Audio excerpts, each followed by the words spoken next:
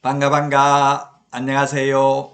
공인중개사법 여단아 120선 박용덕입니다. 이번 시간은 91번부터 살펴보도록 하겠습니다. 부동산거래 신고 등에 관한 법률에서 옳은 것입니다. 부동산거래 신고 등에 관한 법률이 4문제에서 7문제 정도 출제가 됩니다. 정답은 1번이 되겠네요. 1번. 부동산거래 신고한 계약이 해제된 경우 해제가 확정된 날부터 30일 이내에 공동으로 신고를 거부한 거래 당사자에게는 500만원 이하의 과태료를 부과합니다. 부동산거래 신고하지 않거나 해제 신고하지 않는 자 500만원 이하의 과태료가 맞습니다. 자, 그 다음에 2번 지문 보겠습니다. 개업공개사가 신고를 한 경우 개업공개사가 신고를 하여야 한다. X입니다. 해제 신고, 주택임대차 신고는 개업공개사가 할 의무가 없습니다. 거래 당사자에게 의무가 있습니다. 자, 그 다음에 해제 신고서 제출 대행할 수 없다 했는데 소속공개사 대행할 수 있습니다. 자, 그 다음에 계약 일방 당사자가 국가 등인 경우에는 국가 등이 해제 신고할 수 있는 거지 하여야 하는 것은 아닙니다. 부동산 거래 신고나 주택임대차 신고는 계약 일방 당사자가 국가 등인 경우에는 국가 등이 해야 되죠. 물론 부동산 거래 신고는 중개거래인 경우에는 계약 일방 당사자가 국가 등이라도 개업공개사가 부동산 거래 신고를 해야 됩니다. 자, 그 다음에 5번입니다.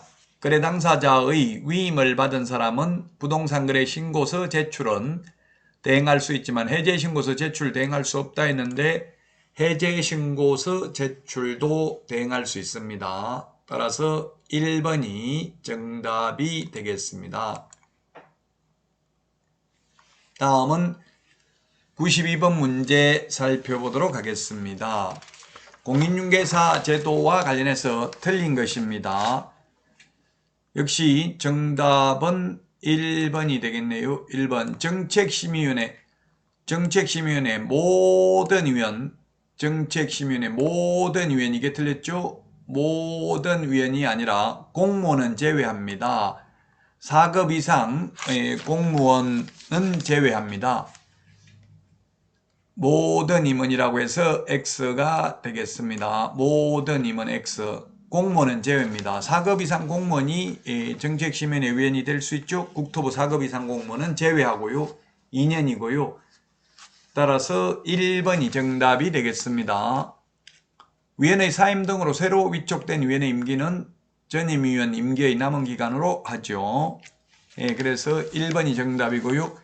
2번 해당 안건의 당사자는 정책심의위원회의 위원에게 공정한 심의 여기를 기대하기 어려운 사정이 있는 경우에는 정책심의위원회에 기피 신청을 할 수 있고 정책심의위원회는 의결로 이를 결정한다. 이 경우 기피 신청의 대상인 위원은 그 의결에는 참여하지 못합니다.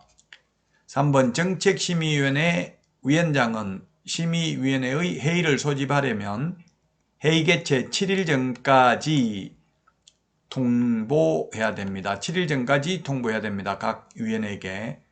부득이한 사유가 있는 경우 회의 개최 전날까지 통보할 수도 있습니다. 4번에 정책심의위원회 간사는 심의위원회의 위원장이 국토부 소속 공무원 중에서 지명합니다.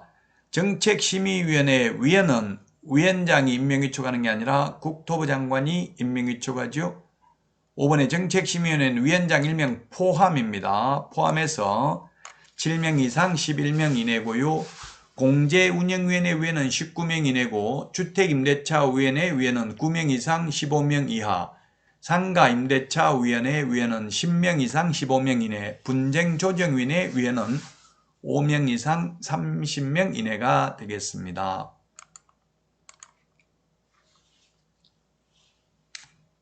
다음은 93번 문제 살펴보도록 하겠습니다.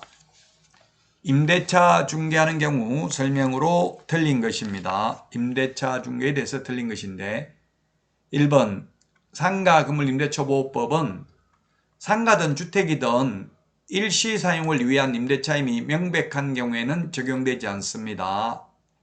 일시 사용을 위한 임대차임이 명백한 경우에는 주택, 상가, 건물 임대차보호법 모두 적용하지 않습니다. 자, 그 다음에 2번입니다. 상가 임대차 기간이 만료되었음에도 보증금을 반환받지 못한 임차인은 해당 건물을 계속 사용할 수 있으나 차임은 지불을 하여야 합니다. 예, 돈 받을 때까지 임대차가 존속되는 것으로 봅니다. 3번 임차인이 임차한 건물의 전부 또는 일부를 고의 또는 중대한 과실이죠. 경미한 과실이 아니라 중대한 과실로 파손한 경우에는 임차인은 임차인의 계약갱신 요구를 거절할 수 있습니다. 예, 틀린 정답은 4번이 되겠네요. 4번이 정답이 되겠습니다.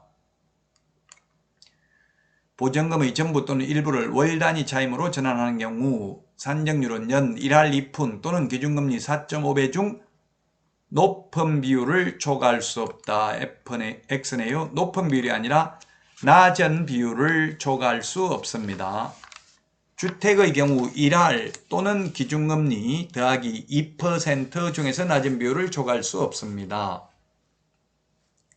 5번 상가 건물을 임차하고 사업자 등록을 마친 사업자가 임차 건물의 전대차 등으로 당해 사업을 개시하지 않거나 사실상 폐업한 경우 상가 건물 임대차보호법상 적법한 사업자 등록이라고 할 수 없습니다. 네, 맞습니다. 따라서 4번이 정답이 되겠습니다. 자, 이번 시간 여기까지 하고 다음 시간에 찾아뵙겠습니다. 안녕히 계십시오. 안녕.